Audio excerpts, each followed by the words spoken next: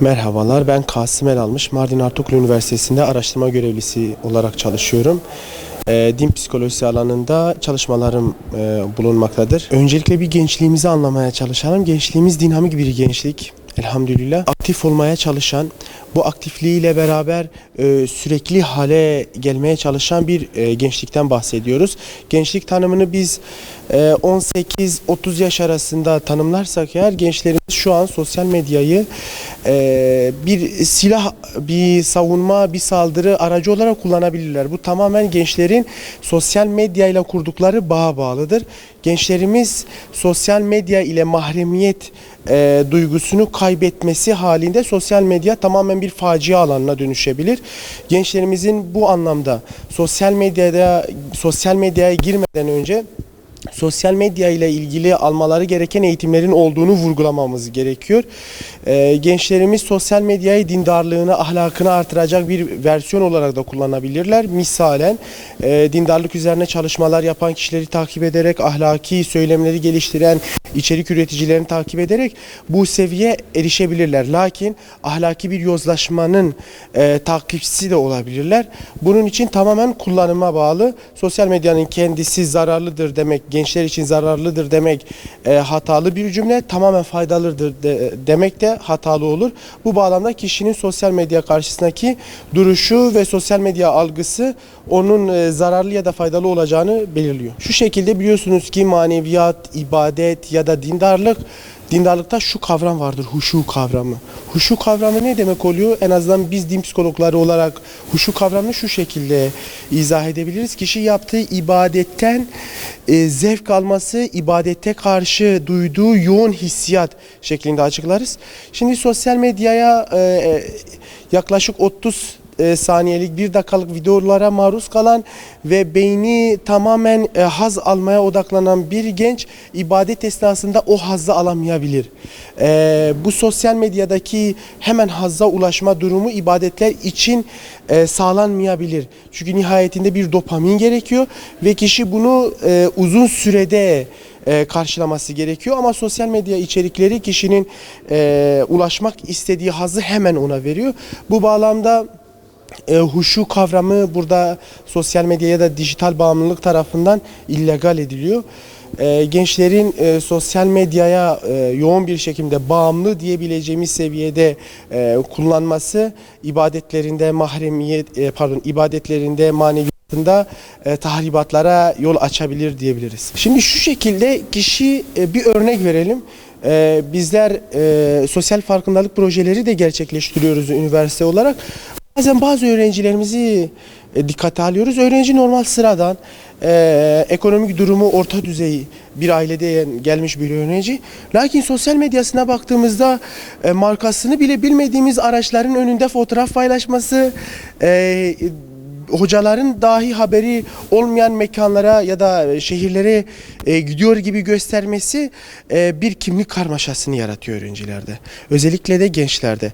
Yani kişi bir hayalin içerisinde, bir ütopyanın içerisinde yaşıyormuş gibi gösteriyor. Ve bunun tabii ki de bir kimlik yıkılmasına sebebiyet olacağını görüyoruz ileriki süreçlerde. Genç artık bundan zevk almamaya başlayacak. Evet, paylaşacak, ama beyni almayacak. Belli bir süreden sonra insanlar da onun gerçek kimliğini öğrenecek ya da o durumda olmadığını, o ekonomik düzeyde olmadığını fark edecek ve bu ona yansıyacak. Bu da onun içindeki kırılmaları, depresif duruma geçmesini sağlayacak. Hasıl kelam şöyle söyleyebiliriz. Sosyal medyadaki ki siz de biliyorsunuz, bazı videolarda bunu görüyoruz. Kişi hep mutlu olarak kendini lanse ediyor ve insanlarda şu oluşuyor.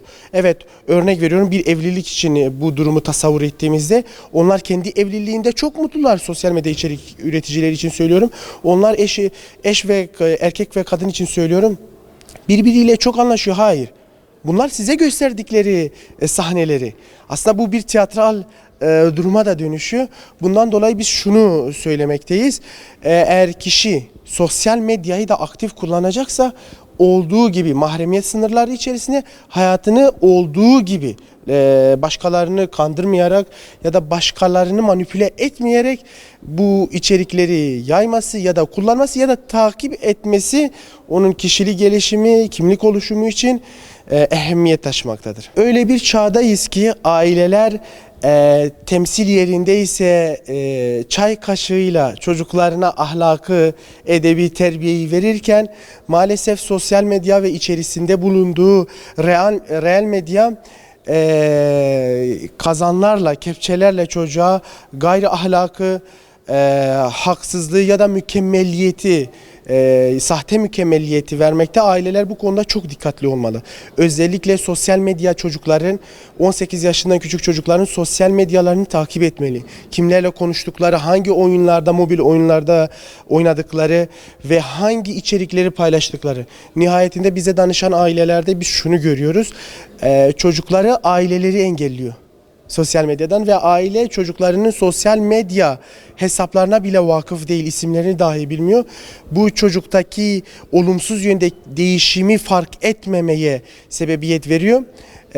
Ailenin bu konuda çocuğun da kişisel mahremiyetine özen göstererek gözetim altında tutmaları gerekiyor. Bu birincisi. İkincisi ise kişinin, çocuğu ya da genç hangi hesapları takip ediyor?